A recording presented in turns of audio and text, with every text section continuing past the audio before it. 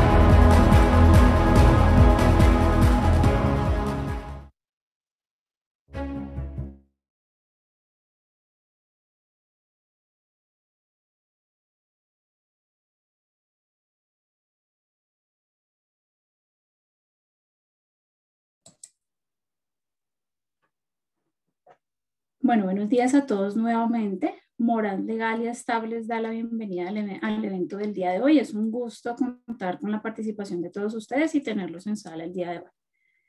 El evento que vamos a tratar en esta sesión va a ser Asambleas Ordinarias de Accionistas 2021 en el marco del COVID-19. Le damos la bienvenida a nuestras expositoras. El día de hoy contamos con Claudia Mercedes Solano, socia de Legal, y con Eliana Rodríguez, socia de Seguramente. Muchas gracias a ambas por haberse tomado el espacio en sus agendas para acompañarnos en el desarrollo de la temática de nuestro webinar. Para esta sesión, y digamos que para respetar las agendas de todos ustedes, no se van a resolver preguntas al aire. Para esto vamos a habilitar el correo legal@morant.co. Allí les agradecemos a todos nuestros clientes que por favor nos envíen diligenciada su pregunta, la empresa de la cual nos están contactando, su nombre y su cargo para contextualizar de qué cliente estamos recibiendo la pregunta y poderles dar de una manera muy oportuna respuesta a todas las inquietudes que salgan de la temática que vamos a desarrollar en esta sesión. Entonces, les doy un minuto para que por favor tomen las personas que están ya en sala el correo legal@morant.co. Allí resolveremos todas nuestras preguntas. Les agradecemos que por favor nos las hagan llegar diligenciadas como les veníamos comentando y pues que digamos que de alguna una otra manera pues no vamos a desarrollar preguntas al aire. También hemos tenido en eventos anteriores que de pronto nos diligencian sus preguntas en el chat. Les agradecemos que estas preguntas para garantizar la respuesta nos las hagan llegar al correo, aunque pues tomamos atenta nota de todo lo que nos están constantemente escribiendo en el chat del evento. Para la entrega de las memorias, habilitaremos una encuesta de asistentes al evento. En este momento, las personas que tengan habilitados en sus celulares el código QR lo pueden tomar como una imagen de pantalla dentro de sus móviles. Acá les va a desplegar un link de la encuesta de nuestro evento. Allí, digamos que para las personas que no tengan en este momento habilitada esta función en sus celulares, también finalizando el evento les va a llegar el mismo link, pero pues digamos que sabemos que hay personas que les gusta esta herramienta pues como método para tener la encuesta en este momento.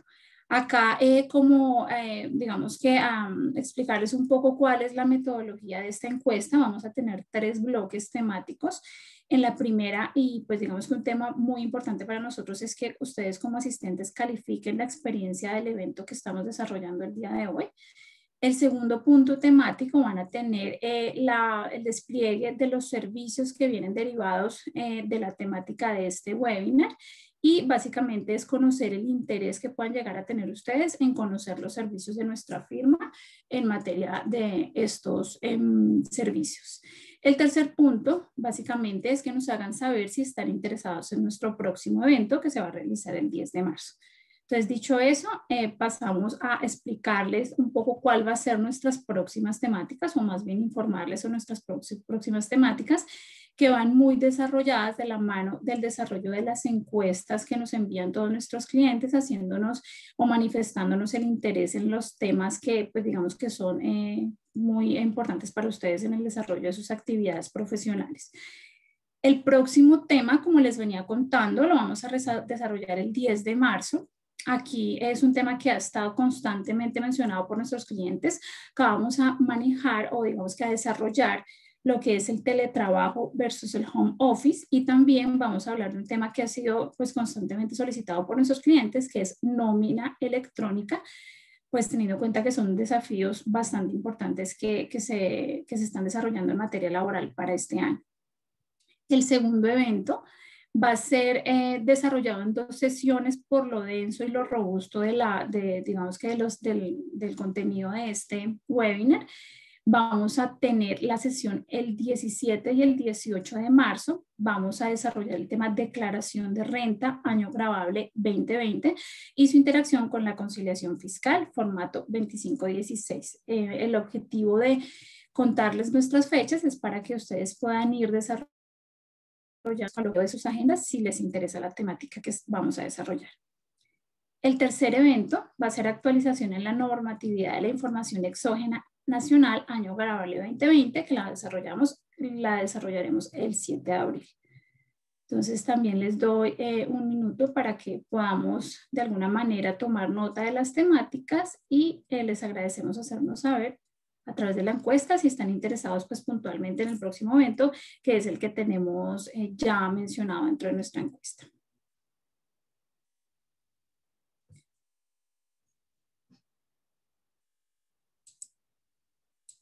Les recordamos a todos nuestros asistentes que el propósito de este webinar es de carácter informativo. Las opiniones aquí expresadas pertenecen exclusivamente a los expositores que ocupan los espacios destinados a este fin por nuestra firma. Nada de lo que se exponga o se responda podrá ser considerado asesoría legal y o contable, pues cada caso requiere un estudio y discusión previa y no se refiere a ningún asunto particular de nuestros clientes en cumplimiento de nuestros protocolos de confidencialidad. Bueno, ya dicho esto, cerramos la bienvenida a todos nuestros asistentes en sala. Les agradecemos nuevamente al acompañarnos en la sesión del día de hoy y le doy la bienvenida a nuestra socia legal, Claudia Solano. Bienvenida, Claudia, y te doy el paso para que iniciemos con la presentación. Muchas gracias a todos. Bueno, buenos días a todos. Voy aquí a compartir mi presentación.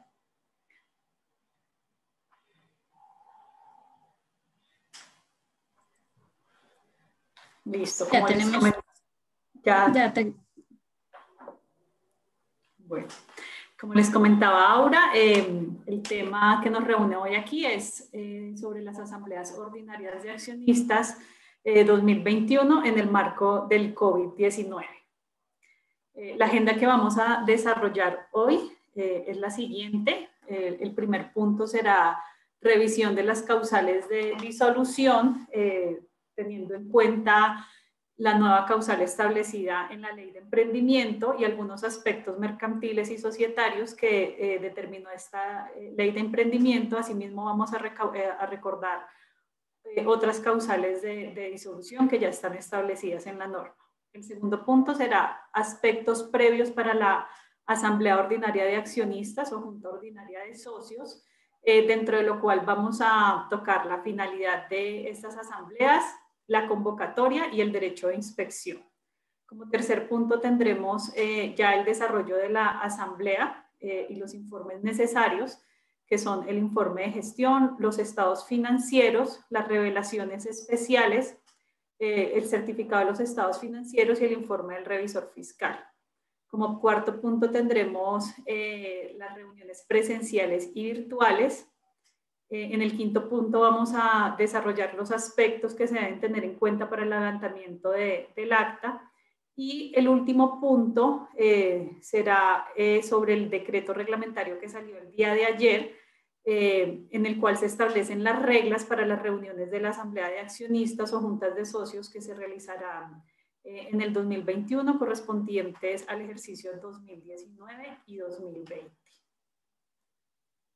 Bueno, entonces, para empezar, vamos a hacer una revisión de las causales de disolución, teniendo en cuenta que la ley de emprendimiento modificó estas causales en el sentido en que eliminó la causal de disolución por pérdidas e incluyó una nueva causal de disolución de sociedades por incumplimiento de la hipótesis del negocio en marcha, que ahora voy a entrar a explicar un poco más detallado y que igual en el transcurso de la presentación también vamos a explicar. Asimismo, es importante tener en cuenta que esta ley de emprendimiento tocó algunos aspectos en materia mercantil y societaria relacionada con las convocatorias a las reuniones ordinarias, y es que hoy los accionistas que representen por lo menos el 10% del capital social podrán solicitar a los representantes legales, a los órganos de control o a los revisores fiscales que convoquen a reuniones ordinarias y extraordinarias. Igualmente, en esta ley de emprendimiento se facultó al gobierno nacional para que reglamentara las reuniones ordinarias del año 2019 y 2020, que este es el decreto que finalmente salió el día de ayer. En lo que tiene que ver con la nueva causal de disolución, que es el no cumplimiento de la hipótesis del negocio en marcha, entendiendo pues como negocio en marcha la permanencia futura de la organización o la capacidad que tiene la organización de mantenerse en el tiempo porque puede desarrollar sus operaciones. Lo que la norma estableció es que cuando el administrador verifique que la empresa se encuentra en esta causal, deberá abstenerse de realizar nuevas operaciones y solamente podrá realizar las operaciones que estén relacionadas con el giro ordinario de los negocios. Y lo que deberá hacer el administrador inmediatamente es convocar a una asamblea de accionistas o junta de socios, entendiéndose esta como el máximo órgano de la sociedad, para que los accionistas tomen la decisión sobre la continuidad o no del negocio para enervar esta causal o definitivamente liquidar la compañía. En caso que el administrador convocara al máximo órgano social, podrá hacerse responsable de manera solidaria por los perjuicios que le causen, no solo a los asociados, sino a los terceros. Asimismo, el administrador, cuando determine que la empresa no puede continuar con sus negocios porque hay algún deterioro patrimonial o porque hay un riesgo de insolvencia, igualmente deberá convocar a la asamblea o junta de socios para que este órgano sea el que determine cómo se va a enervar esta causal o si definitivamente se liquida la sociedad, igualmente pues haciéndose responsable en el caso de no hacerlo. Aquí quisimos traer otras causales de disolución que, si bien no trajo la ley de emprendimiento, pues son causales que ya existen y han existido para tenerlas en cuenta.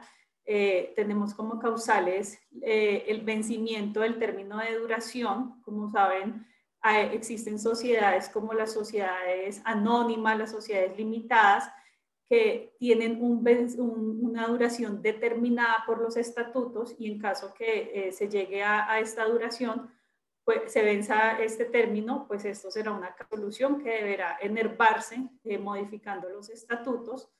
Para el caso de las SAS, pues esta causal no aplica porque las SAS pueden tener una duración indefinida.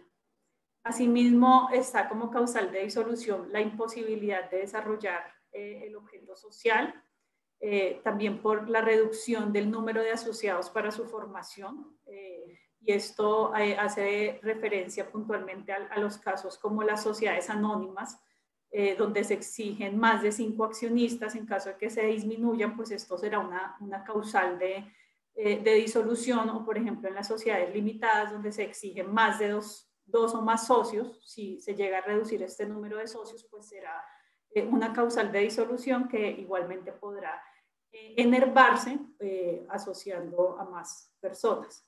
Adicionalmente, pues están las causales que están pactadas en los estatutos, es decir, que los socios o accionistas han determinado como causales de común acuerdo pactadas en los estatutos. También será por decisión de autoridad competente, que en este caso pues generalmente son las superintendencias de sociedades o alguna otra entidad de control, y por mutuo acuerdo de los accionistas o asociados cuando pues decidan liquidar la sociedad. Bueno, ahora, habiendo hecho esta primera claridad sobre los aspectos que trajo la ley de emprendimiento, vamos a hablar sobre los puntos previos que debe tenerse en cuenta para la realización de las asambleas ordinarias de accionistas o junta de socios. Entonces, lo primero que debemos tener en cuenta es la finalidad de estas asambleas ordinarias, porque pues como ustedes lo saben, existen asambleas extraordinarias que se podrán desarrollar en cualquier momento del año, pero hay una específica que es la ordinaria, que se debe desarrollar por lo menos una vez al año, generalmente es dentro de los 3 primeros meses del año, y la finalidad es revisar la situación de la sociedad, conocer y aprobar los informes de los administradores, designar nuevos administradores y a los demás funcionarios de su cargo, aprobar los estados financieros del último ejercicio, resolver sobre la distribución de utilidades y determinar las directrices económicas y el desarrollo del objeto social de la compañía. Digamos que este es, en términos generales, el orden del día que se ejecuta en estas asambleas ordinarias. Para efectos de poder llevar a cabo las asambleas ordinarias y en general también una asamblea extraordinaria, es importante tener en cuenta que se debe convocar a los accionistas y que esta convocatoria debe cumplir unos requisitos especiales. Entonces, para la asamblea ordinaria, generalmente, ¿quién es la persona que convoca? El representante legal. Hay casos para asambleas extraordinarias donde quien convoca puede ser el revisor fiscal o la superintendencia de sociedades, y esto generalmente termina sucediendo por una solicitud que hagan los accionistas. Pero de manera ordinaria, quien debe convocar a la asamblea es el representante legal. El medio que se usa para esta convocatoria se encuentra pactado generalmente en los estatutos y podrá hacerse, dependiendo de lo que digan los estatutos, en correo físico, a través de email, a través de aviso publicado en las instalaciones de la sociedad.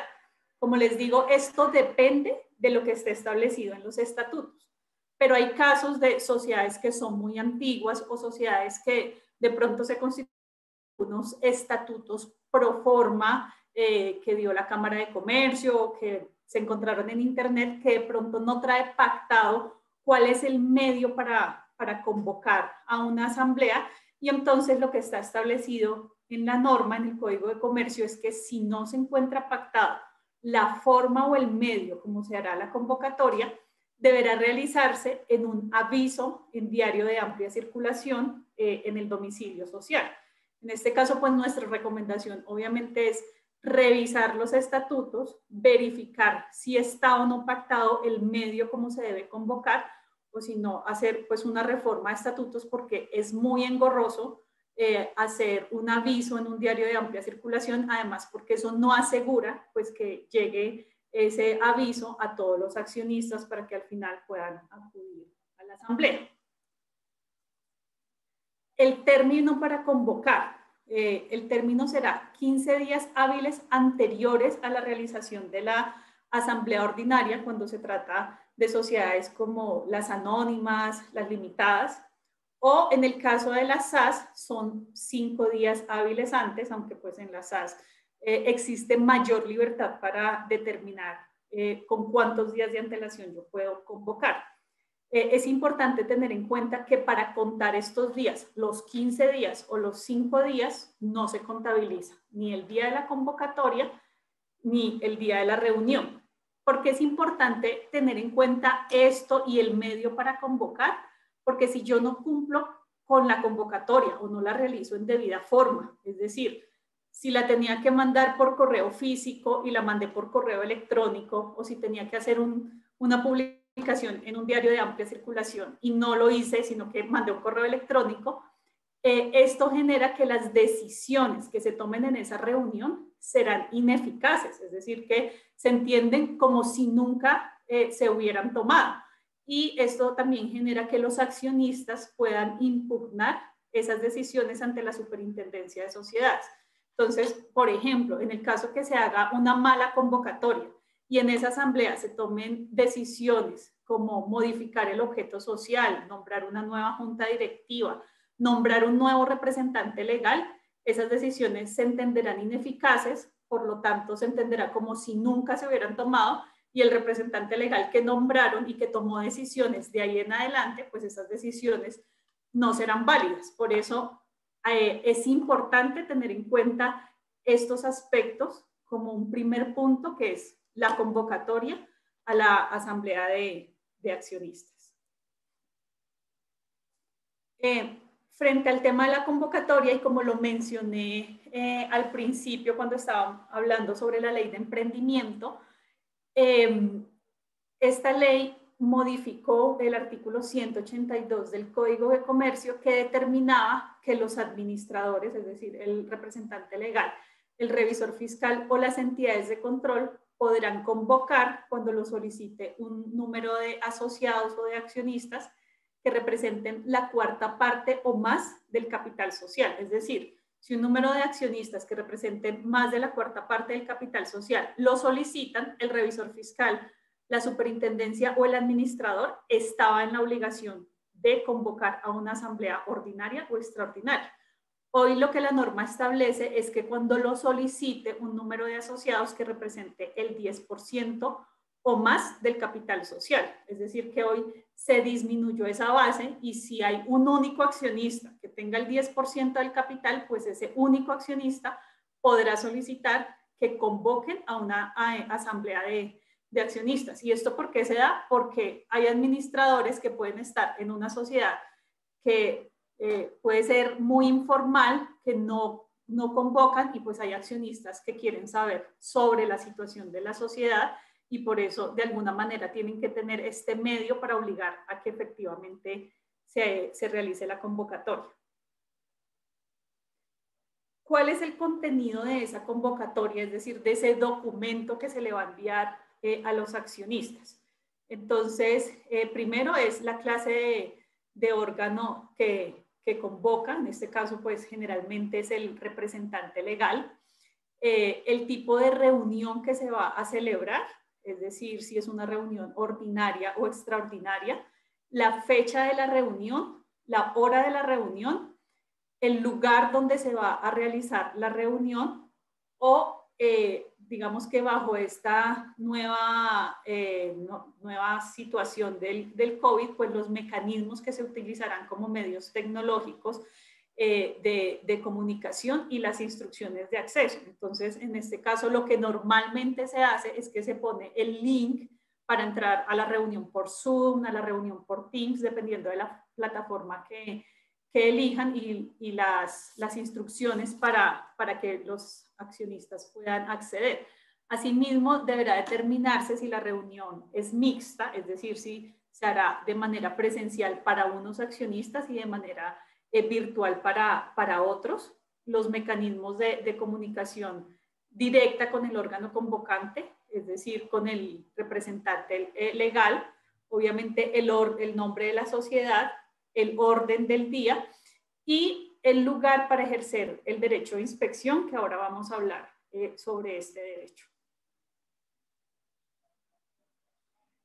¿Cuáles son las consecuencias de no convocar? Entonces, las consecuencias de que el representante legal no convoque es que los accionistas podrán solicitar a la Superintendencia de Sociedades iniciar una investigación administrativa por violación pues, del deber que tiene el representante legal, y esto generará sanciones al representante legal, que no solo serán sanciones económicas, sino que también genera como causal que sea removido de su cargo.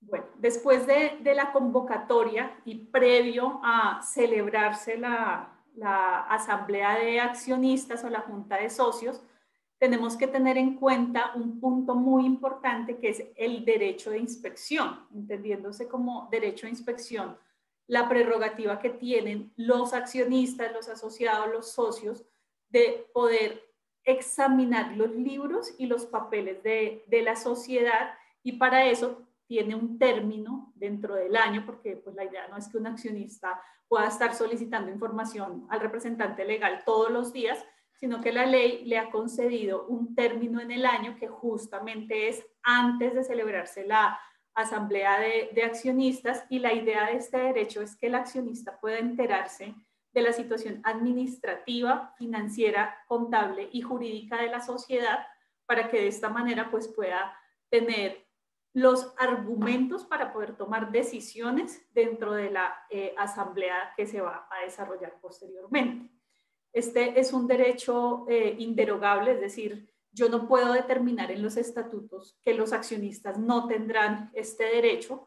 Máximo lo que ha establecido para las sociedades por acciones simplificadas es que los accionistas podrán, si quieren, renunciar a este derecho, pero digamos, no puedo yo determinar en los estatutos que el accionista no tiene este derecho. Generalmente, este derecho se tiene que ejercer en las oficinas de la administración de la sociedad. Por eso les decía que es importante que en la convocatoria se haga referencia a que tendrán a disposición todos los documentos, libros y papeles sociales para ejercer su derecho de inspección. Si bien este es un derecho muy importante para los accionistas y que el representante legal debe asegurarse que se respete este derecho, es importante tener en cuenta que la ley ha establecido una reserva de la información, es decir, que los accionistas no tendrán derecho a acceder a esos documentos que se traten de secretos industriales o que sea información que se pueda usar en detrimento de la sociedad. ¿Y esto qué quiere decir? Que, por ejemplo, un accionista pida información de la sociedad para después ir a demandar a la misma sociedad. Pues yo puedo, en ese caso, abstenerme de entregar esa información.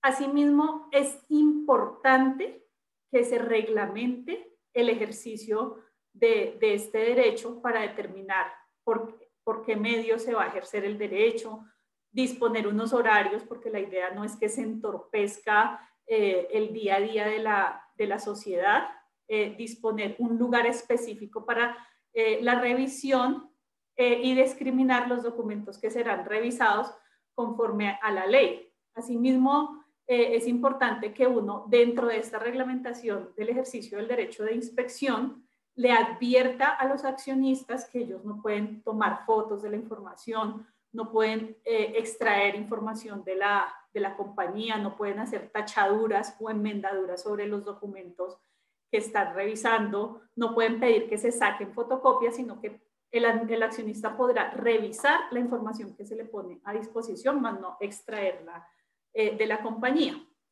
Asimismo, la Superintendencia de Sociedades desde el año pasado y este año ha determinado a través de algunos conceptos que si bien la ley no establece nada en relación con disponer de mecanismos virtuales, pues sí, para efectos de evitar pues la propagación del COVID, pues se puede hacer a través de mecanismos tecnológicos, obviamente observando la seguridad de la información, y esto será a discreción de la sociedad, es decir, no es obligatorio que la sociedad disponga de mecanismos virtuales para que los accionistas puedan ejercer el derecho de inspección, pero pues sí es obligatorio que den todas las posibilidades para que este derecho se ejerza. Frente a la oportunidad para ejercer el derecho de inspección, es importante tener en cuenta que no es lo mismo este derecho frente a una sociedad limitada, frente a una sociedad anónima o frente a una SAS. ¿Por qué? Porque en las sociedades limitadas es donde más amplio se encuentra este derecho. Se puede ejercer en cualquier tiempo y se puede ejercer sobre la contabilidad, los libros sociales y en general todos los documentos de la compañía. ¿Esto qué quiere decir? Que en una sociedad limitada el socio podrá acudir en cualquier momento a ejercer su derecho de inspección, no importa si es antes de celebrarse la junta de socios, después o en la mitad del año o a final del año. Entonces, en este caso, nuestra recomendación es que se apruebe un reglamento para el ejercicio del derecho de inspección y de esta manera no se entorpezca la operatividad de la compañía. Y ese reglamento, pues mínimo que debería contener que el socio informe con 2 o 3 días de antelación que va a ir a ejercer el derecho de inspección, que el socio informe al representante legal qué documentos quiere verificar y que la sociedad pueda establecer unos horarios para que se ejerza el derecho de inspección y no sea pues un tema amplio o indefinido o indeterminado en el tiempo y que el socio pueda ir a las 8 de la mañana o a las 5 de la tarde o al mediodía cuando están almorzando. No, entonces la idea es que se pueda reglamentar y esto pues se aprobará en una junta de socios. Para las sociedades anónimas, el derecho de inspección sí se realiza con 15 días hábiles anteriores a que se realice la asamblea ordinaria de accionistas y lo que establece la ley es que se podrá revisar los libros y papeles de la sociedad que sean del último ejercicio y pues lo que ha establecido la superintendencia a través de conceptos, como les dije anteriormente, es que se puede hacer virtual si así lo establece la sociedad, no es una obligación. En relación con las SAS, ya es un poco más restringido porque se puede ejercer con 5 días hábiles de anterioridad a la realización de la junta de la asamblea de accionistas o según lo que establezcan los estatutos y como les comentaba, pues existe la posibilidad de renunciar a este derecho solo en la SAS. Entonces digamos que la SAS es un poco más flexible frente al ejercicio de este derecho de inspección y pues eso es importante tenerlo en cuenta porque pues el ejercicio del derecho de inspección implica que la sociedad tenga que prepararse para recibir 1, 2, 3, 5 accionistas, poder atenderlos y estar pendientes pues que no se lleven información importante de la sociedad. Así como existe el deber de convocar y existen algunas consecuencias por no convocar, pues también existen consecuencias para el representante legal y para el revisor fiscal, el no permitir que los socios ejerzan el derecho de inspección. Y es que el administrador que impida ese ejercicio del derecho de inspección y el revisor fiscal que conociendo que el incumplimiento se abstuviera de denunciarlo, pues incurrirán ambos en causal de remoción. Todas estas controversias que surjan en relación con el derecho de inspección son resueltas por la Superintendencia de Sociedades y generalmente lo que termina sucediendo es que los socios o accionistas al momento de ejercer el derecho de inspección y ver que están siendo limitados en este ejercicio, pues lo que hacen es que dejan constancias al representante legal y sobre esas constancias solicitan a la Superintendencia de Sociedades que inicie las investigaciones respectivas. No obstante, como les comentaba anteriormente, pues el derecho de inspección no puede entorpecer el normal funcionamiento de la sociedad y así lo ha determinado la Superintendencia de Sociedades.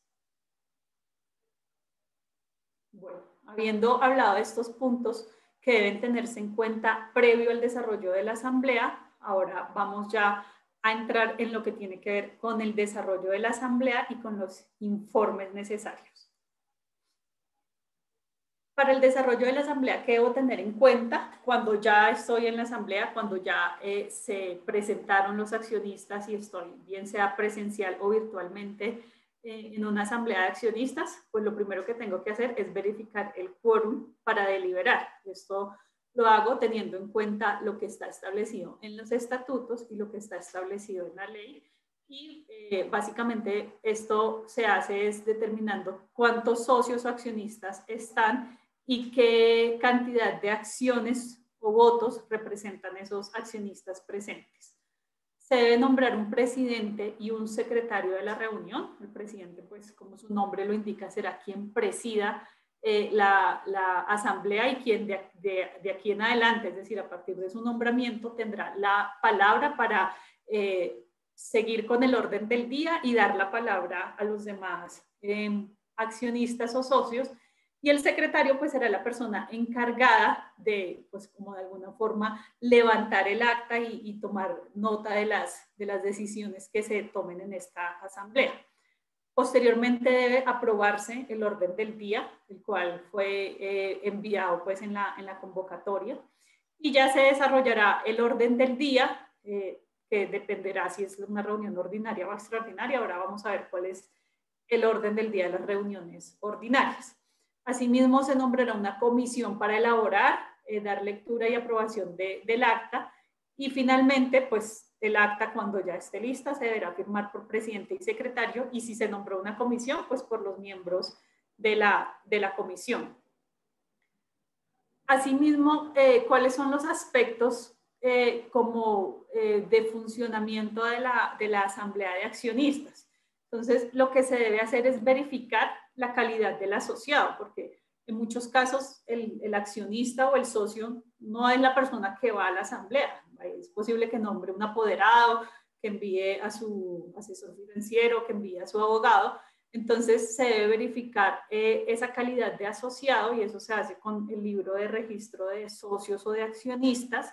Se puede hacer con el certificado de existencia y representación legal cuando es una sociedad limitada, y con una certificación de la composición accionaria que deberá estar firmada por el revisor fiscal o por el contador y el representante legal, pues dependiendo del tipo de sociedad. Una vez verificada esta calidad de asociados, pues si hay personas que enviaron a su abogado o a su representante, pues deberá verificarse el poder, deberá verificarse pues que el poder cumpla con lo establecido en las normas. Para estos casos, estos poderes no exigen mayor formalismo más allá de que esté firmado, no requiere que sea un poder autenticado. Se deberá verificar, en el caso que haya acciones embargadas, es importante tener en cuenta que el embargo de las acciones no le quita los derechos políticos a los accionistas. Entonces, el accionista, aun cuando sus acciones estén embargadas, podrá asistir a la asamblea y podrá votar en la misma. ¿Quiénes no podrán participar? Aquellos accionistas que aún no hayan cancelado las acciones y se encuentren en mora de cancelar estas acciones. Cuando se haya dado la acción en usufructo o en prenda y no se hayan entregado los derechos políticos en estos contratos, entonces eso deberá verificarse previamente, y deberá tenerse en cuenta también cuando se vayan a suspender las deliberaciones, que todos los accionistas estén de acuerdo en suspender las deliberaciones de la asamblea para luego retomarlos, y pues para eso deberá tenerse en cuenta lo que ha establecido la ley en relación con la suspensión de deliberaciones. Y pues hay sociedades donde hay un accionista único, que esto generalmente sucede en las sociedades por acciones simplificadas, pues que esto también tendrá que tenerse en cuenta previo ya a desarrollar el orden del día. Cada punto del orden del día deberá someterse a aprobación de la asamblea de accionistas, y se deben especificar los votos que aprueban o desaprueban la decisión. Es decir, si se va a aprobar, por ejemplo, el orden del día, entonces lo que deberá establecerse es que el orden del día fue aprobado por un número de acciones que representan el 80% del capital. Es decir, que con el 80% pues ya tengo entendido de sobra que quedó aprobado el punto, y así se hará en cada uno de los puntos. Se debe validar durante el desarrollo de la asamblea el quórum, es decir, que se mantenga el número de accionistas mínimos que se requiere para deliberar. Y esto generalmente, ¿cuánto es? Pues que por lo menos esté el 50+1 de las acciones que representan el capital social para poder deliberar. Ya otra cosa será el quórum que yo necesite para poder tomar decisiones. Asimismo, pues debo tener en cuenta el cumplimiento de los requisitos propios del tipo de reunión, y esto lo vamos a hablar más adelante, y es que hay reuniones que son presenciales y hay reuniones que son virtuales o reuniones no presenciales, como está establecido en la ley. Y pues para cada tipo de reunión, especialmente para las no presenciales, hay que cumplir unos requisitos que más adelante vamos a desarrollar. Se debe verificar en qué casos se requiere unanimidad, es decir, en qué casos se requiere que el 100% de los accionistas presentes o el 100% de los accionistas de la sociedad tengan que estar de acuerdo. Y debo verificar el cumplimiento de los puntos mínimos del orden del día exigidos por la ley cuando se trata de asambleas ordinarias. Frente al protocolo, que ha establecido la Superintendencia de Sociedades en el marco del COVID-19, pues hay que tener en cuenta obviamente que si voy a hacer una asamblea de accionistas presencial, pues la sociedad será responsable del cumplimiento de todas las medidas sanitarias y de protección que han sido decretadas por el Ministerio de Salud. Es decir, seguramente si son 10 accionistas, pues no podré hacer una reunión en un salón donde no se guarde la distancia mínima. Y por eso es que estas asambleas hoy en día, o generalmente desde el año pasado, pues se están haciendo de manera virtual.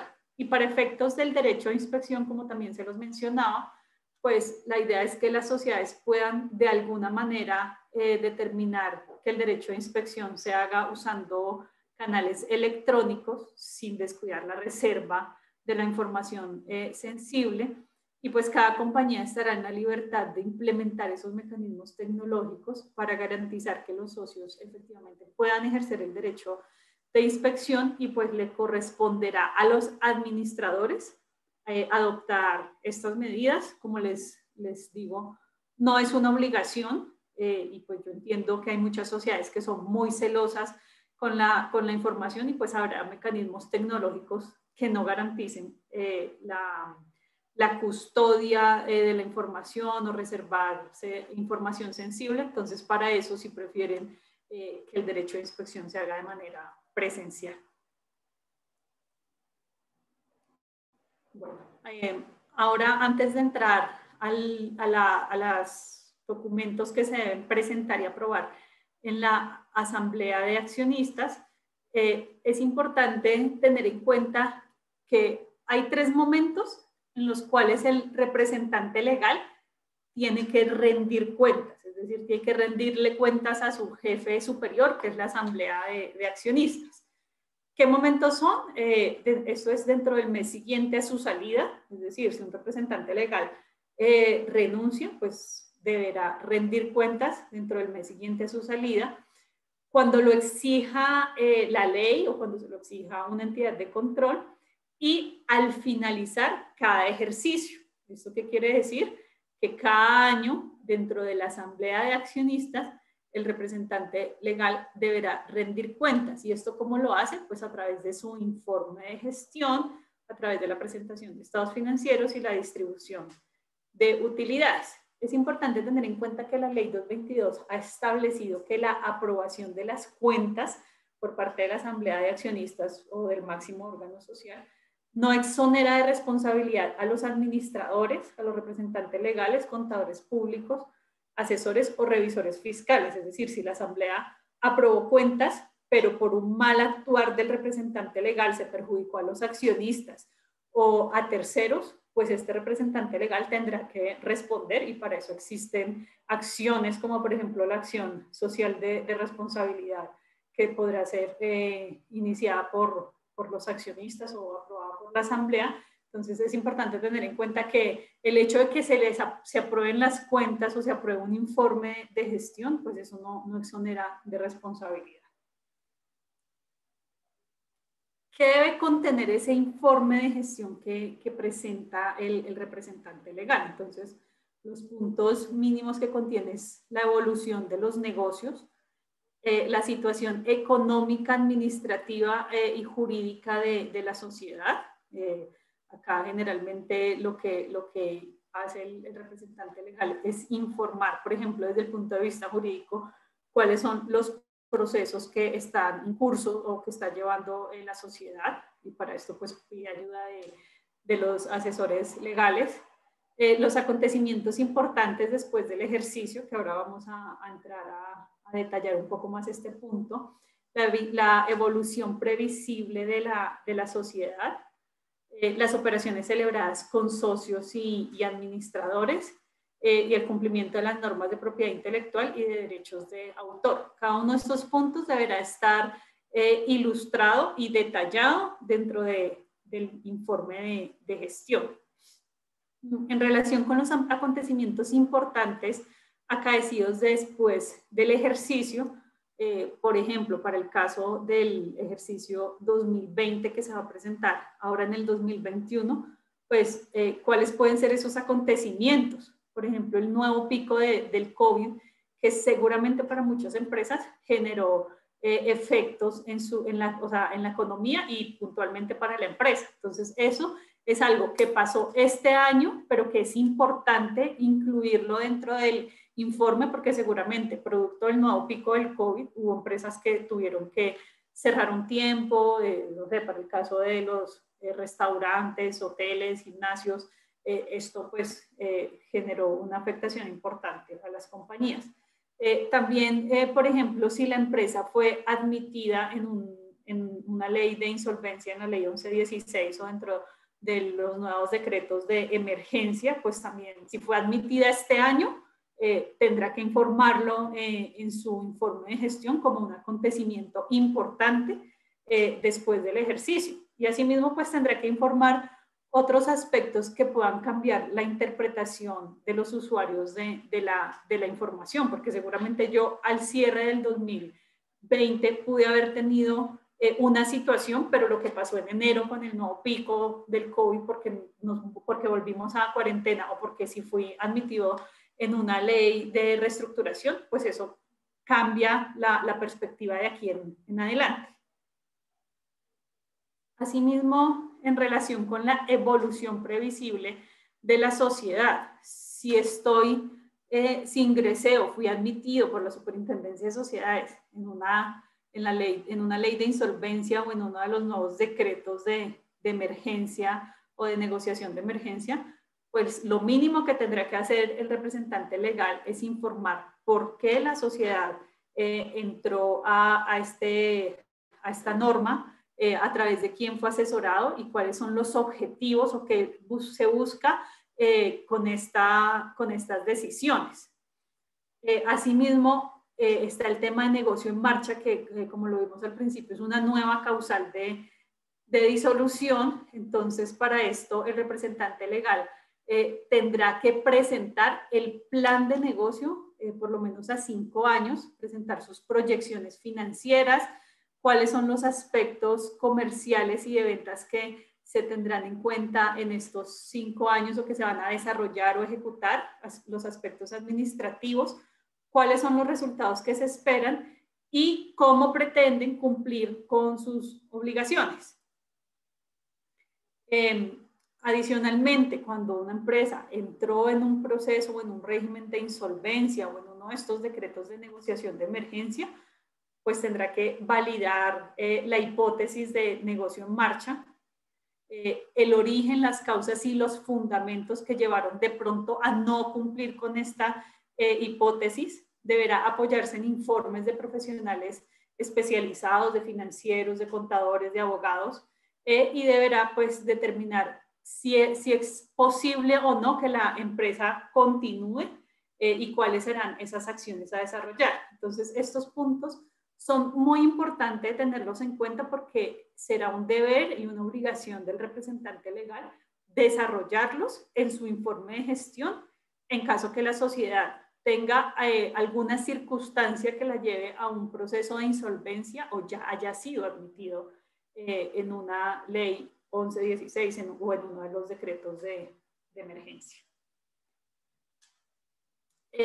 Frente a estos informes de gestión es muy importante tener en cuenta lo siguiente, y es que el informe de gestión deberá ser presentado, explicado y sustentado por el representante legal, pero esto pues no quiere decir que el representante legal no pueda apoyarse en terceras personas, como por ejemplo el contador de la compañía o el financiero de la empresa. Y esto no se cumple simplemente con enviar el informe de gestión o ponerlo a disposición de los accionistas, porque en algunas asambleas lo que uno ve es que el representante legal o el presidente de la reunión dice, bueno, ya el informe de gestión fue enviado o fue puesto a disposición de los accionistas, entonces lo aprueban o no. No, la idea es que el representante legal lo presente, lo explique y lo sustente, a menos que los accionistas de manera unánime digan, bueno, yo ya recibí previamente este informe, lo conocí, lo entendí y pues lo doy por aceptado. Pero para eso tiene que existir unanimidad, es decir, los accionistas todos deben estar de acuerdo con que no vuelvan a leer el informe de gestión y simplemente digan que ya lo aceptan y lo aprueban. Bueno, ahora ya para hablar de los balances voy a darle la palabra a mi compañera Eliana.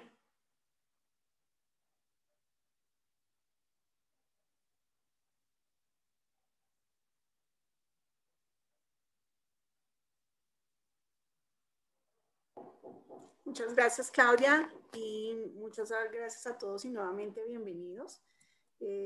Como decía Claudia, la idea es que miremos el resto de la información que se debe entregar a la Asamblea de Accionistas o la Junta de Socios, dependiendo cada tipo de sociedad, para efectivamente dar su aprobación y conocer la realidad económica de las organizaciones al cierre de este periodo.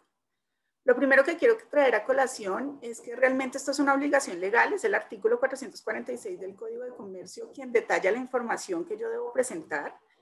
Así de manera rápida, y yo creo que ya todos ustedes lo conocen, los vamos a enumerar, es el estado de pérdidas y ganancias, donde la administración va a reflejar de manera separada todas las erogaciones que ha hecho por concepto de depreciaciones y amortizaciones, creo que ya todos estos lo conocemos. Un proyecto de distribución de utilidades, una vez conocido el resultado de la organización y el cual pues evidentemente ya debe estar afectado por el tema del impuesto a la renta. El informe del representante legal, que Claudia pues ya no lo mencionó de manera amplia, no me voy a detener en ese tema. Un informe del revisor fiscal, más conocido como el dictamen, y que ya veremos un poco más detallado adelante. Y un informe de la Junta Directiva, cuando pues así lo aplique.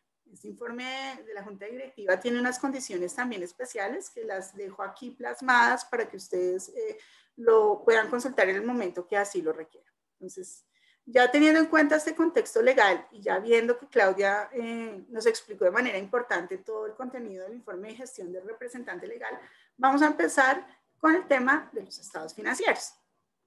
Entonces, lo primero que hay que tener en cuenta con los estados financieros es que estos deben estar preparados bajo una norma contable y hay que identificar bajo cuál norma contable yo los estoy preparando y cuál es la que me aplica de acuerdo a la condición de mi organización. Las más conocidas, y creo que todo el mundo y los contadores y los administradores ya hablan ese lenguaje, es el tema de NIF Full o NIF Pymes, dependiendo del que ustedes estén aplicando. Hay una tercera norma que es el grupo 3, que muchas empresas lo conocen, pero que realmente aquí no vamos a profundizar en el tema, pero pues es bueno conocerlo, que es la contabilidad simplificada. Y hay una cuarta norma que habla de cuál es el cuerpo normativo que deben aplicar aquellas entidades que no cumplen con la hipótesis de negocio en marcha o que se encuentran en liquidación. Yo debo identificar cuál es la norma que me aplica a mi organización y sobre esa elaborar los estados financieros que voy a presentar a consideración para la aprobación del máximo órgano de administración. Aquí es importante y lo traje como alerta porque en nuestra práctica profesional lo hemos visto en diversas ocasiones y es que hay disparidad entre el cuerpo normativo al que se hace referencia entre los mismos documentos de un mismo cuerpo de estado financiero. Voy a poner un ejemplo muy sencillo y es que el estado financiero fue preparado bajo NIF Pymes, pero en la nota de las políticas contables dice que fue preparado bajo NIF Full y cuando uno va y mira la certificación del contador y el representante legal puede decir que fue preparado bajo el decreto 2101, que es el de las entidades que no cumplen con negocio en marcha. O sea, son cosas muy sencillas, pero que pasan en la vida real y lo que tenemos que hacer es garantizar que efectivamente estas 3 informaciones y 4, porque el revisor fiscal también tiene que hacer no mencionar en parte de su opinión cuál cuerpo normativo es el que se utilizó. Entonces, mucho cuidado porque estas son cosas que realmente han pasado. Una vez tengo identificado el cuerpo normativo que estoy aplicando, pues tengo que tener claro cuáles son los estados financieros que debo presentar. Aquí les traje de manera didáctica cuáles son los estados financieros y traje los que más utilizamos, que es NIF Pymes y NIF Plemas, y ya debido a la situación económica de nuestro país y la situación económica de muchas organizaciones que ya hoy en día no cumplen con la hipótesis de negocio en marcha, pues trajimos cuáles son los estados financieros que deben presentar estas compañías. Entonces, bajo NIF Pymes y Plemas ya los conocemos, me voy a permitir leerlos muy rápidamente. Es el estado de situación financiera, el estado integral de resultados, estado de cambios en el patrimonio y estados de flujo de efectivo.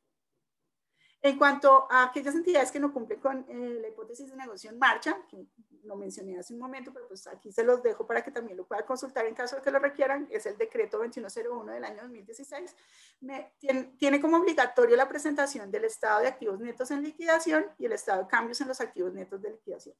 Y de manera opcional, estado de flujos de efectivo de la liquidación y estados de operación de la liquidación. Aquí quiero hacer claridad en que es opcional presentarlos de manera separada, pero cuando la compañía no lo quiere presentar de manera separada, el estado de operación de la liquidación debe hacer parte integral del estado de activos netos en la liquidación. Entonces, ya sé qué cuerpo normativo aplico, ya sé cuáles son los estados financieros que debo presentar a mi máximo órgano de administración. Esto creo que todos lo sabemos, y es que finalmente los estados financieros son para el uso, interpretación y análisis de unos usuarios. En primer lugar, y en las asambleas y juntas de socios, va a ser para los accionistas quienes van a evaluar la situación de la compañía y van a aprobar o improbar los mismos. Pero finalmente estos estados financieros, una vez sean publicados, van a ser de uso de diversos actores. Aquí traje alguno de ellos. Y una nota supremamente importante, y es que estos estados financieros deben hablar por sí solos. Ustedes me dicen, ¿cómo unas cifras de un año comparativo con el otro hablan por sí solos? Y aquí es donde cobra una importancia muchísimo mayor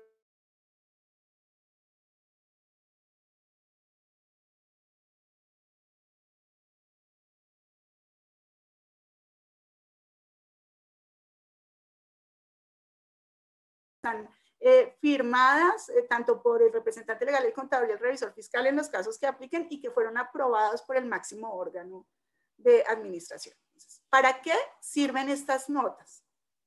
Entonces, estas notas precisamente son esa descripción narrativa de temas particulares de esas cifras que se presentan en los estados financieros. Es decir, cuando yo quiero explicar de manera detallada alguna situación que me afectó de manera importante, positiva o negativamente una cifra, es en esta nota donde voy a aprovechar para hacer la explicación de la misma. Y en ocasiones las notas también nos ofrecen dar explicaciones de situaciones que no cumplen con los criterios para estar reflejados en los estados financieros, pero que sí efectivamente pueden cambiar la interpretación del mismo por parte de cualquier usuario de la información. Yo creo que Claudia nos dio varios ejemplos, o sea, probablemente el cierre de una operación producto del nuevo pico de pandemia en el mes de enero, mes de febrero, pues no me afectaba la realidad económica en cifras a diciembre 31, pero puede que hacia futuro esa nueva situación ponga en condiciones adversas o favorables a la organización y puede cambiar la interpretación por parte de cualquier usuario. ¿Qué revelan estas notas? Eso me parece importante mencionarlo. Y es la declaración del cuerpo normativo que se está utilizando para presentar esos estados financieros. Así tiene que ser claro. Yo utilizo NIT-PYMES, NIT-PLENAS, el decreto 2101, bueno, el que sea. Debo dar un resumen de las políticas contables que utiliza la compañía, de aquellas más significativas, para que el tercero entienda de alguna manera cómo es que la organización ha tomado la decisión de medir estos impactos importantes de las operaciones económicas dentro de sus estados financieros. Revelar información clara acerca del futuro y otras situaciones que generen incertidumbre y que puedan estar reflejadas en las estimaciones que hace la organización. Entonces, recuerden que nosotros, parte de las cifras que presentamos en los estados financieros son simplemente estimaciones de situaciones que consideramos van a darse.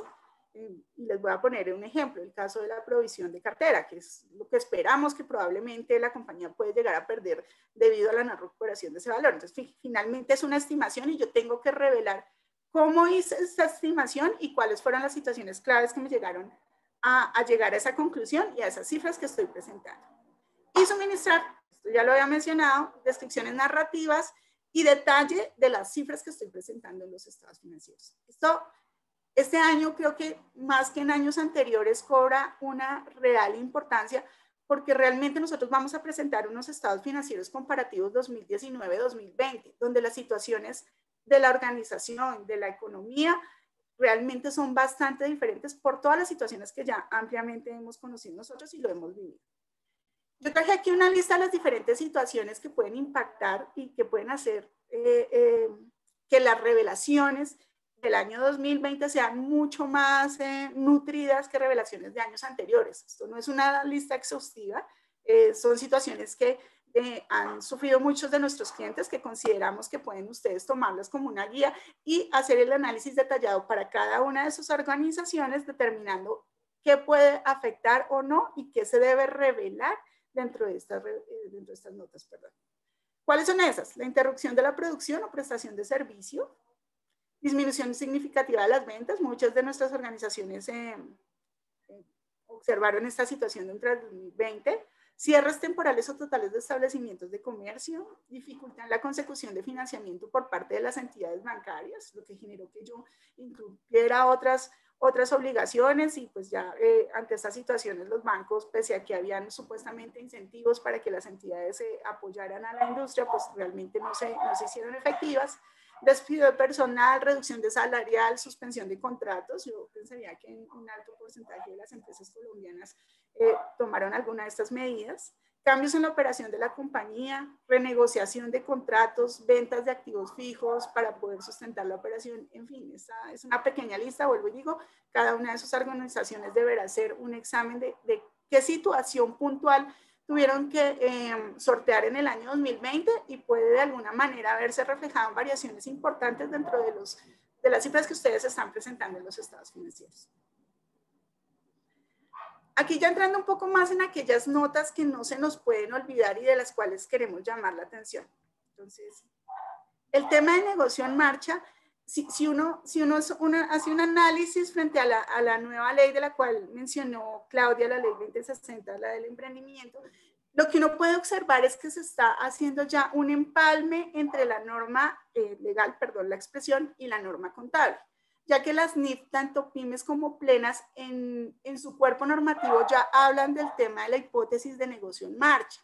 Y traje aquí la definición exacta porque me parece interesante para que ustedes la puedan comparar con la definición legal.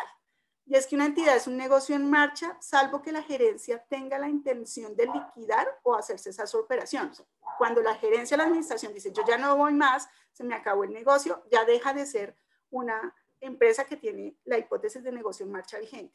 O cuando no exista otra alternativa más realista que proceder a una de estas dos formas. Y aquí es donde se complica la cosa, porque es que realmente la administración puede tener la intención de seguir con su empresa en marcha, pero la realidad del mercado y las condiciones existentes de la organización me pueden estar indicando algo totalmente diferente y ya no sea una decisión una decisión propia, por decir de alguna manera, sino una obligación porque me lo exige así las condiciones.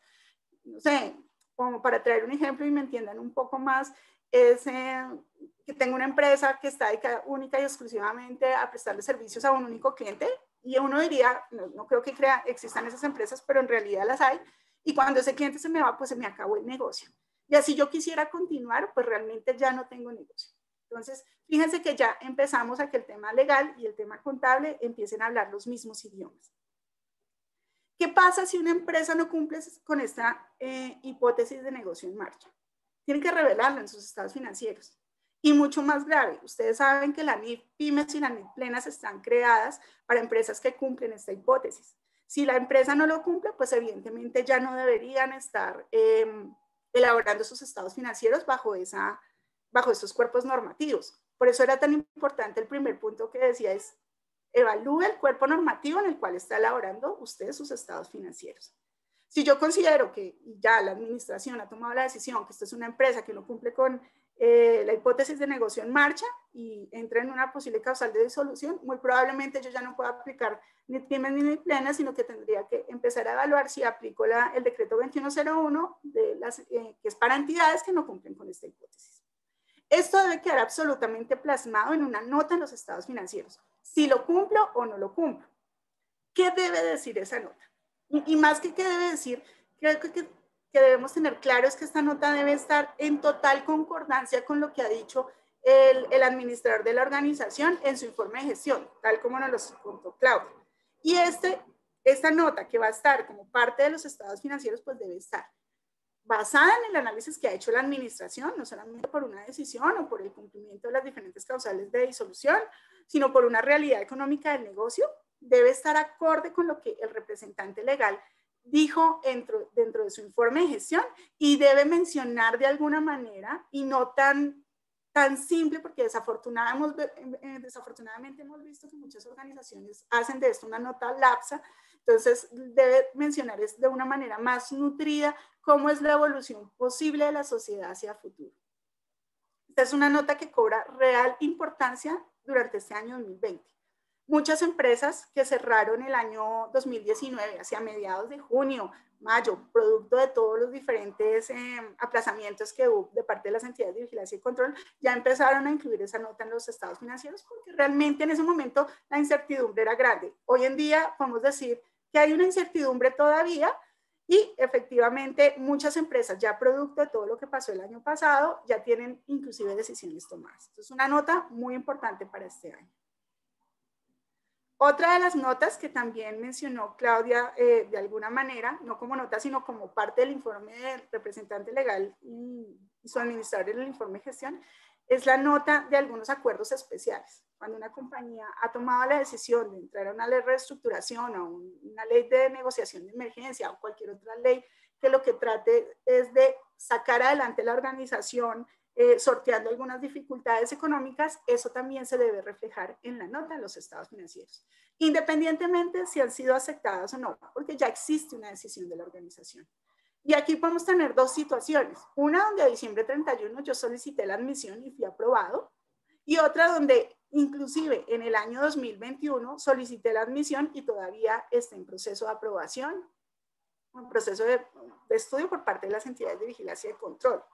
Yo debo reflejar las dos situaciones en una nota, explicando cuál es la génesis y los acontecimientos que motivaron a la administración a hacer este tipo de solicitudes, realizar una explicación de cómo se hizo la solicitud, ante quién nos asesoró, cuáles fueron mis motivaciones, cuál es el estado actual de la solicitud. Como les decía, puedo tener compañías que ya están aprobadas plenamente y otras que están en estudio, y yo debo reflejar esa situación y explicar de alguna manera cuáles son los objetivos que espera obtener la administración al ingresar a cualquiera de este tipo de acuerdos especiales. Si se dan cuenta, seguimos en la tónica de que esto debe estar muy de la mano del informe de gestión de los administradores. Otras que quiero llamar aquí a colación, que probablemente deban dejarse, es el tema de hechos posteriores. Una nota de hechos posteriores muy parecido a lo que el representante legal mencionó en su informe de gestión, lo que va a hacer es contarme unos hechos que ocurrieron entre el periodo comprendido entre el 31 de diciembre del año que terminó, o sea, para este caso el 2020, y la fecha de publicación de los estados financieros.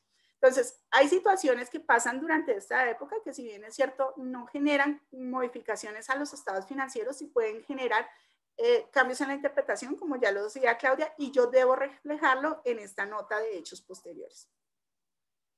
También hay una nota importante para aquellas compañías que hayan decidido y hayan tomado la decisión de reexpresar sus estados financieros, que se debe incluir, en donde debe explicar la razón que motivó a la reexpresión de los estados financieros y cuál es la consecuencia de esa reexpresión.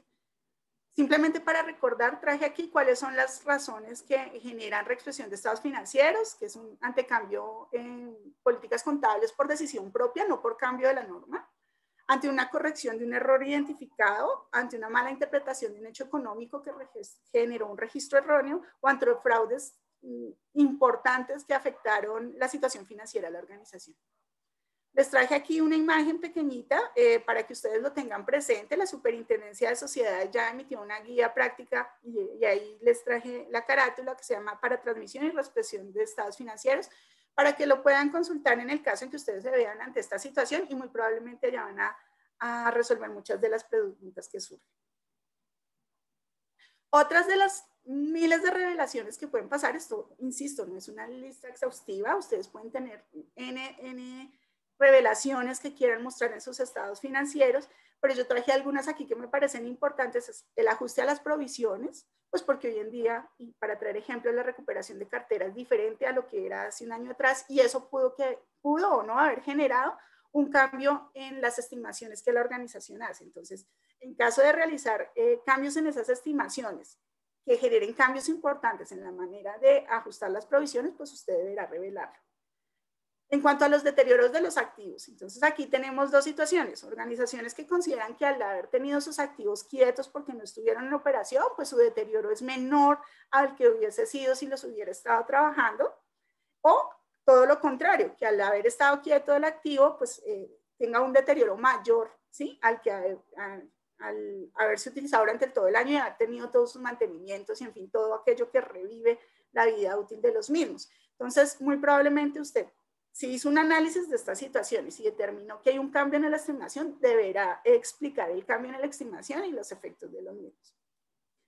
Provisiones por pérdidas esperadas y o contratos onerosos. Entonces, cuando entramos en marzo del año pasado en esta cuarentena, muy probablemente usted tenía contratos firmados ya con obligaciones contractuales, ustedes ya plenamente identificadas, y producto de esta pandemia, a lo mejor usted incurrió en costos y gastos que no le generaron una retribución y que hicieron muchísimo más costoso este proyecto y que inclusive lo pudieron llevar a pérdida. Entonces, si hace este análisis y identifica estas situaciones, eso deberá revelarlo y de hecho reconocer la pérdida esperada cuando pues, usted aplica las NECTERAS. Contingencias por acuerdos contractuales, algo muy similar. Si usted tenía un contrato y por las razones que fuese, por contingencia, por COVID, y está expuesto ante cualquier situación posible de sanción, eso deberá reflejarlo. El impuesto de diferido muy probablemente se verá afectado si usted hizo cambios en estimaciones. Y adicionalmente, si por primera vez usted tiene una pérdida fiscal que probablemente podrá aprovechar en vigencias futuras, pues tendrá un cambio en el impuesto diferido que lo deberá revelar. O si por el contrario, pues usted ya considera que la situación de la compañía no es buena y no podrá hacer uso de esas pérdidas fiscales, también deberá revelar el efecto que tiene eso entre sus estados financieros. Y otro que se me ocurrió aquí, porque creo que la gran mayoría de nuestras empresas clientes lo utilizaron, es el cambio en los beneficios a empleados. Creo que eso hoy en día es una realidad para todas nuestras organizaciones. Otro de los documentos importantes que se debe presentar a la asamblea, y esto más para la asamblea y para los usuarios de la información, es la certificación de los estados financieros. Este es un documento que deberá ser firmado por el contador de la organización y por el representante legal en cumplimiento del artículo 37 de la ley 222 del 95. Y básicamente en este certificado de estados financieros lo que debe afirmar es que ese documento que usted tiene en las manos, que es un cuadernillo de estados financieros, es fiel copia de lo que está reflejado en contabilidad, en los libros de contabilidad. Y que adicionalmente toda la información que está ahí ha sido contabilizada, o sea, se refleja ahí en cumplimiento de la norma que la administración consideró que es la norma contable sobre la cual se deben llevar las cifras. Y aquí vuelvo y hago la alerta, porque es que en nuestro ejercicio profesional hemos encontrado certificaciones que dicen que se hizo todo bajo el cumplimiento, y muy chistoso, del 2349, norma que ya no está en vigencia, cuando la compañía está aplicando las leyes plenas, por decirlo. Ya por último, está el tema del dictamen del revisor fiscal.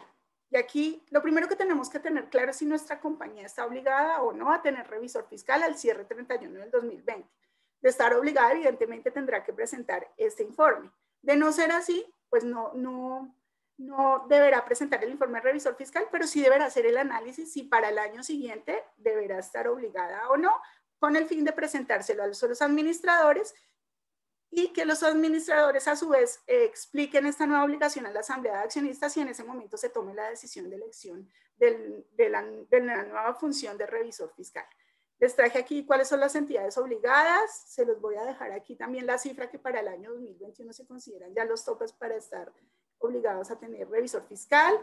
Les dejo el oficio 220 de la superintendencia del año 2016, donde también explica en qué momento y a partir de cuándo es obligatoria la figura de revisor fiscal. Y básicamente lo que me dice es que una vez se han aprobado los estados financieros del año anterior. ¿Qué dice el revisor fiscal en su opinión? Entonces, básicamente él conceptúa sobre si la contabilidad se lleva de acuerdo a la norma legal que le aplique y a la técnica contable. Acuérdense, y hago énfasis en que le aplique porque ya dejamos claro que hay varios cuerpos normativos. Si el balance y la pérdida y el estado de pérdidas y ganancias han sido tomados fielmente de los libros, y si las operaciones se ajustan a las decisiones de los administradores que están tanto en los estatutos como en las actas. Eso es lo que en principio dice el dictamen del revisor fiscal. Sin embargo, la normatividad colombiana ha hecho, desafortunadamente, en algunos retazos, adiciones a esta opinión del revisor fiscal. Aquí traje dos como ejemplos, pero pues ustedes en la opinión del revisor fiscal al final van a ver una parte que dice cumplimientos de otros aspectos legales y cosas como el tema de la libre circulación de la factura, el informe de gestión, otro sobre el cumplimiento del pago de aportes de seguridad social, en fin, todas esas cosas adicionales es porque hay diferentes normas que han obligado al revisor fiscal a que hable de ellos. La opinión del revisor fiscal la podemos resumir rápidamente en tres. Una opinión en limpio, que es la que todo el mundo quiere tener, donde efectivamente decimos que todo está de acuerdo a la normatividad y no se llama la atención sobre nada, se considera que todos los saldos son razonables. Una opinión con salvedad, donde existen una o varias partidas sobre las cuales el revisor fiscal tiene dudas sobre su razonabilidad, o una opinión negativa, donde efectivamente decimos que no se está de acuerdo con ninguno de los saldos que allí se están tomando. Otros temas que quiero tratar acerca de la opinión del revisor fiscal, es que puede haber, el primero que es el párrafo de opinión del que acabamos de hablar, donde yo efectivamente estoy hablando sobre la razonabilidad de las cifras que están presentando la administración. Y hay otros párrafos que me pareció importante traer aquí, y es el párrafo de énfasis. Y muchos de ustedes pueden ver en sus dictámenes un párrafo de énfasis que son párrafos que, sin ser necesariamente una salvedad y cuestionar las cifras de los estados financieros, llaman la atención de situaciones que al auditor o a su revisor fiscal le parecieron importantes que terceros tengan presentes. Entonces pueden hacer diferentes situaciones de cualquier índole de cual el revisor fiscal puede llamar la atención al lector de los estados financieros. Y algo que en concordancia con los estados financieros, con el informe del representante legal en su informe de gestión, el auditor también se debe manifestar en términos de si la compañía cumple o no su negocio en marcha. Y realmente esto se manifiesta es cuando al auditor le quedan dudas o incertidumbres después de haber revisado todos los análisis hechos por la administración de si efectivamente esta compañía va a tener la opción de continuar por lo menos en los próximos 12 meses bajo su hipótesis de negocio en marcha. En el momento que el auditor tenga alguna incertidumbre sobre ese tema, va a aparecer este párrafo haciendo alusión al mismo. Yo creo que ya de manera general hemos hablado de cuáles son los informes que hemos presentado a la Asamblea. Entonces, nuevamente le doy paso a Claudia para continuar con el tema de reuniones presenciales y virtuales. Muchísimas gracias a todos.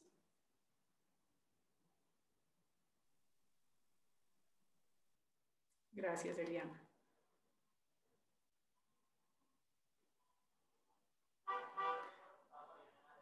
Bueno, entonces ya para terminar vamos a hablar de los tipos de reuniones que existen.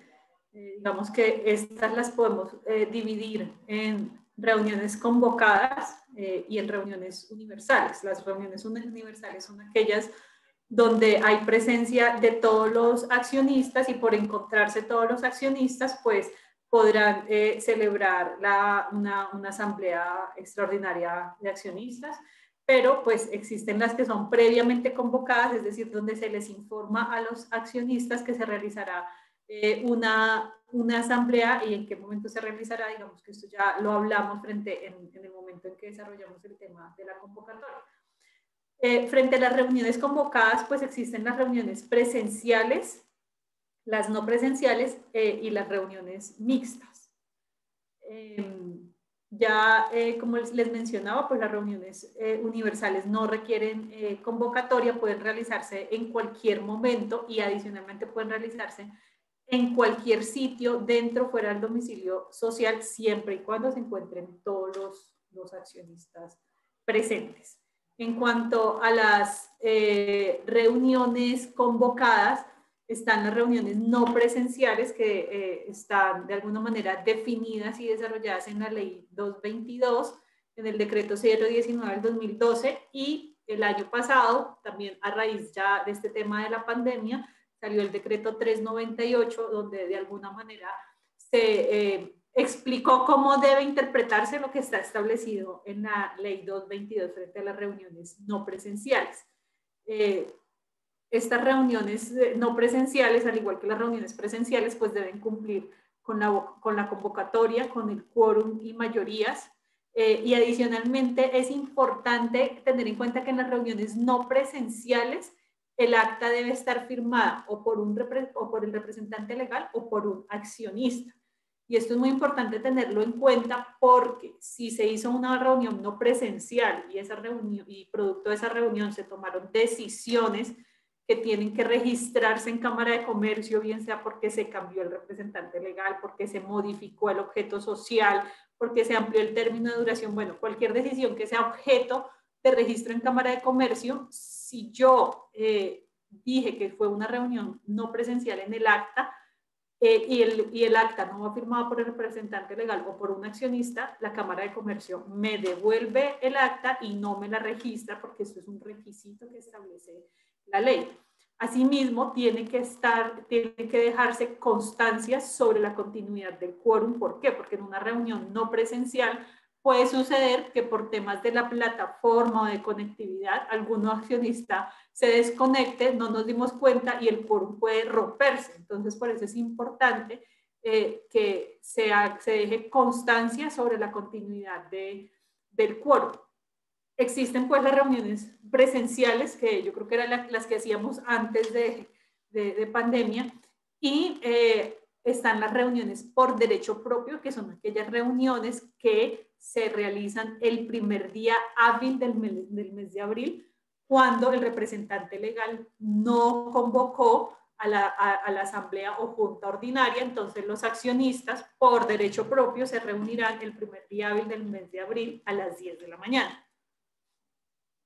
¿Cuáles son esas características importantes de las reuniones no presenciales? Como les decía, el administrador debe verificar pues, la identidad de los participantes, dejar la constancia en el acta sobre el quórum. Siempre que se pueda aprobar, se debe usar cualquier medio de comunicación simultánea o sucesiva, así como está establecido en la ley 222, y el acta se asentará en el libro dentro de los 30 días siguientes. Si uno de los socios no puede participar en la comunicación, pues esto puede generar una ineficacia. Por lo tanto, es importante siempre dentro de la reunión estar asegurándose que el quórum se mantenga, porque si se rompe, pues esto genera, como les decía, ineficacia. Ya en términos generales, independientemente del tipo de reunión, ¿cuáles son los aspectos que debemos tener en cuenta ya para levantar el acta? Es decir, ya hicimos nuestra reunión, ya agotamos el orden del día, ya se aprobaron los puntos que se tenían que aprobar, pues el acta debe obviamente redactarse, tendrá que ser aprobada por presidente, secretario y la comisión, si es que se nombró una comisión.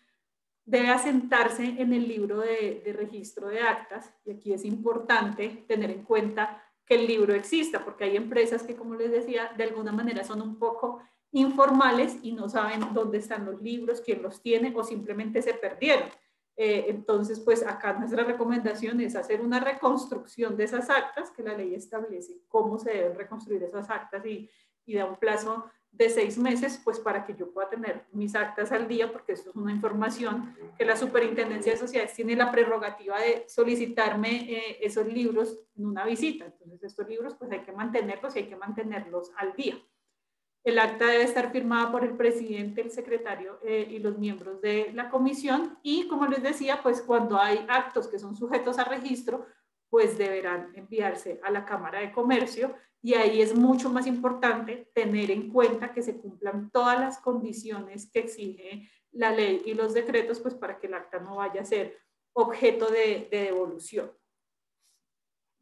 Asimismo, es importante tener en cuenta que si yo en el desarrollo de la asamblea o en la convocatoria no tuve en cuenta que la reunión tenía que celebrarse en el domicilio social, no tuve en cuenta lo que me exige la ley en la convocatoria frente a los días de antelación o al medio en que debo convocar, o ya en el desarrollo de la asamblea no tuve en cuenta el tema de quórum deliberatorio o el tema ya del quórum decisorio que tiene que ver con los votos, pues esas decisiones que se tomen en esa asamblea podrán ser ineficaces o nulas, y los accionistas podrán impugnar estas decisiones ante el órgano competente. Por eso es muy importante tener en cuenta que todos estos requisitos se deben cumplir. Por último, tenemos el decreto reglamentario que salió el día de ayer, que es el decreto 176, donde se establecieron las reglas para las reuniones de asambleas de accionistas o juntas de socios. Entonces, ¿qué reglas se establecieron? Y que ya vamos a entrar como a desarrollar un poquito. Es el plazo para las reuniones ordinarias del ejercicio 2019, que ahora les voy a explicar el porqué de ese artículo. La imposibilidad de ejercer, de llevar a cabo las reuniones por derecho propio, las reuniones ordinarias en las que se deban agotar 2 ejercicios, el plazo para la reunión del ejercicio 2020 y la autoridad competente que tendrá de alguna manera la obligación de instar a los representantes legales a que convoquen a las reuniones de asamblea ordinaria. Entonces, este decreto que estableció que frente a las reuniones ordinarias del ejercicio 2019 que no se han realizado, y es importante tener en cuenta que a hoy es posible que haya reuniones del ejercicio 2019 que no se hayan realizado, porque el decreto 434 de marzo del año pasado determinó que si el representante legal definitivamente no podía convocar a la asamblea ordinaria o no se podía realizar la asamblea ordinaria por los temas de la pandemia, pues tendría la facultad de convocarla dentro del mes siguiente a la finalización de la emergencia sanitaria, o podría realizarse por derecho propio dentro del mes siguiente a la finalización de la emergencia sanitaria.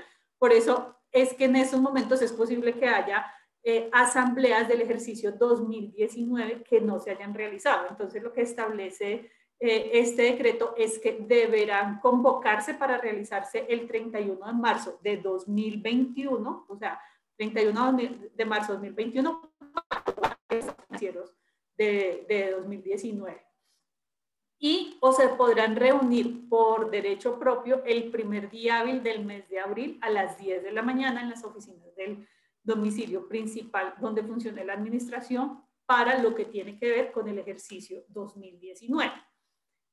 Frente a las del ejercicio 2020, es decir, las que se aprueban ahora a más tardar el 31 de marzo de 2021, pues este decreto lo que establece es que deberá realizarse conforme a lo dispuesto en el Código de Comercio en el artículo 422, es decir, dentro de los 3 meses siguientes al vencimiento del ejercicio, y también estableció que se podrán realizar las reuniones por derecho propio el primer día hábil del mes de abril, como está establecido y como es normal dentro de lo que está establecido en la ley.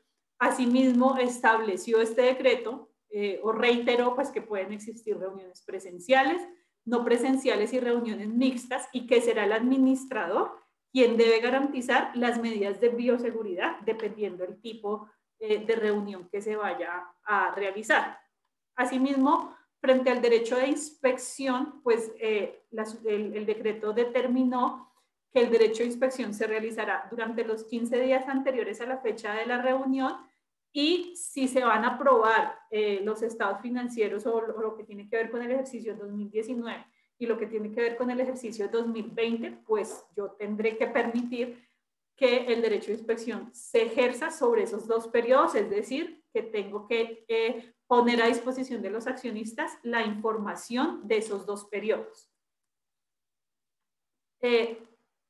También el decreto estableció que si por esta situación de pandemia es imposible reunirse por derecho propio el primer día hábil del mes de abril, porque existan, o pues que ya existen temas de límites de aforo, porque haya medidas de autoridad competente por temas de COVID o restricciones a la movilidad, pues el accionista puede solicitar a la autoridad competente que convoque a una reunión no presencial, y para esto tendrá 30 días calendarios siguientes a la fecha de la reunión que no se realizó. El decreto estableció que la autoridad competente es la superintendencia que ejerza control, determinó pues que debe contener esa solicitud, que será pues la identificación, la prueba de que no se pudo hacer la reunión por derecho propio, la manifestación de la imposibilidad, y la superintendencia de sociedades, o en este caso pues la superintendencia que ejerza control, da la orden de convocar y para eso emite un acto administrativo dentro de los 30 días siguientes. Entonces, digamos que este era el último punto que queríamos presentarles, porque pues es importante. Este decreto de alguna manera establece qué hacer con las reuniones que no se pudieron realizar el año pasado. Quiero agradecerles nuevamente su asistencia y les recomiendo diligenciar el link de la encuesta para el envío de estas memorias. Y también pues quedó el correo para que puedan enviarnos ustedes todas las preguntas que tengan. Muchas gracias nuevamente.